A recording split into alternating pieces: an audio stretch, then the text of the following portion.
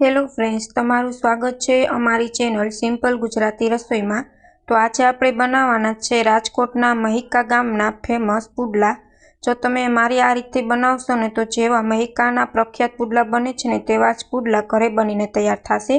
કેવી રીતના બેટર બનાવવું તે જ મહત્વનું હોય છે। જો આપણું બેટર પરફેક્ટ બને છે ને તો પુડલા છે તે પણ સરસ મહિકા જેવા જ બનીને તૈયાર થાય છે। તો ચાલો આપણે પુડલા બનાવવાનું શરૂ કરીએ। તેના પહેલાં જો તમને અમારી રેસીપી ગમે તો ચેનલને લાઇક કરજો, શેર કરજો અને સબસ્ક્રાઈબ કરજો અને કમેન્ટમાં જરૂર કમેન્ટ કરીને જણાવજો કે તમને અમારી રેસીપી કેવી લાગી। તો મહિકાના પુડલા બનાવવા માટે સૌથી પહેલાં અહીં તમારે લીલોતરીનું પ્રમાણ વધુ રાખવાનું છે, જેમાં તમારે મેથી, કોથમરી, પાલક, અહીં લીલી સુધારેલી ડુંગળી અને આદુ, મરચાં, લસણની પેસ્ટ। જો તમે આદુ ન ખાતા હોય અને ડુંગળી ન ખાતા હોય તો તમે સ્કીપ પણ કરી શકો છો। તમારે અહીં આ લીલોતરી છે ને તેનું પ્રમાણ વધારે રાખવાનું, જેથી તમારા પુડલા છે ને તે ટેસ્ટમાં એકદમ મહિકાના જેવા પ્રખ્યાત પુડલા જ ઘરે બનીને તૈયાર થશે। લોટનું પ્રમાણ છે ને ચણાનું લોટનું પ્રમાણ તે તમારે ઓછું રાખવાનું છે। તો અહીં બધા જ આપણે શાકભાજી છે તે ઉમેરી દીધા છે। અહીં બધી સામગ્રી એક બર્તનમાં લઈ લીધી છે।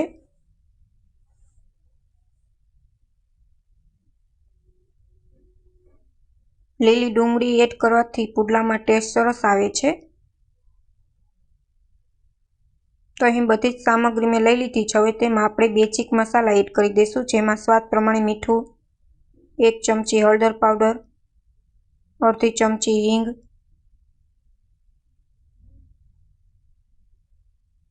1 ચમચી ગરમ મસાલો, 1 ચમચી ધાણા જીરું પાવડર અને 2 મોટી ચમચી જેટલું લાલ મરચું પાવડર લઈ લેશું। અહીં મેં સરગવાનો પાવડર એડ કર્યો છે। આ સરગવાના પાવડરની રેસીપી તમારે જોતી હોય તો મારી ચેનલ પર વિઝિટ કરજો, તેમાં સરગવાના પાવડરની રેસીપી મેં આપેલ છે।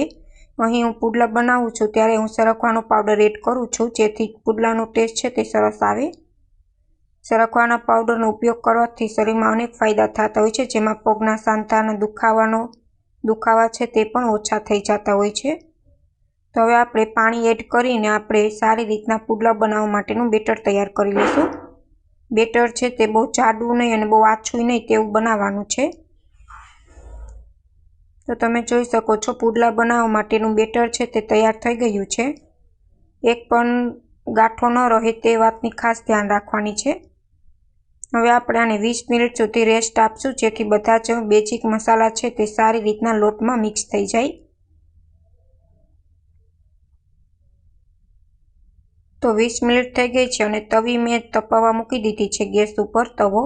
હવે આપણે તેમાં 1 ચમચી જેટલું તેલ એડ કરી દઈશું અને બધી સાઈડ આપણે તેને ગ્રીસ કરી લઈશું, જેથી આપણા પુડલા છે ને તે આસાનીથી પલટી જાય અને પેન સાથે બિલકુલ ચોટે નહીં। હવે આપણે એક જ ડાયરેક્શનમાં પુડલાને આપણે પાથરી લઈશું।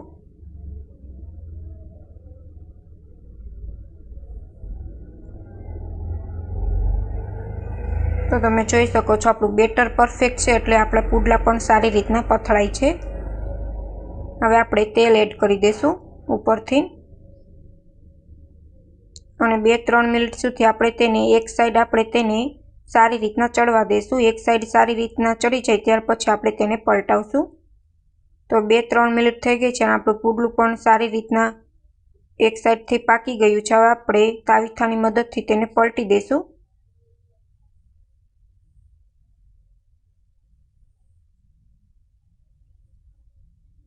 તો આપણે બંને સાઈડ પુડલાને સારી રીતના તેલથી શેકી લેશું।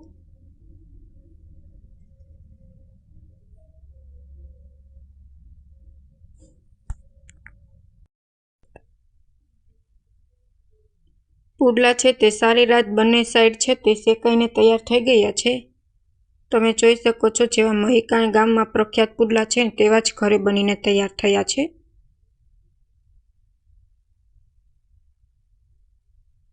હવે આપણે પુડલાને લઈ લેશું અને બધા જ બેટર વધેલ છે તેને આવી રીતના આપણે પુડલા બનાવીને તૈયાર કરી લેશું। તો આપણા પુડલા છે તે બનીને તૈયાર થઈ ગયા છે। તમે જોઈ શકો છો જાળીદાર બન્યા છે, એટલે આપણા પુડલા છે તે પરફેક્ટ રીતથી બનીને તૈયાર થયા છે। Thank you for my watching video.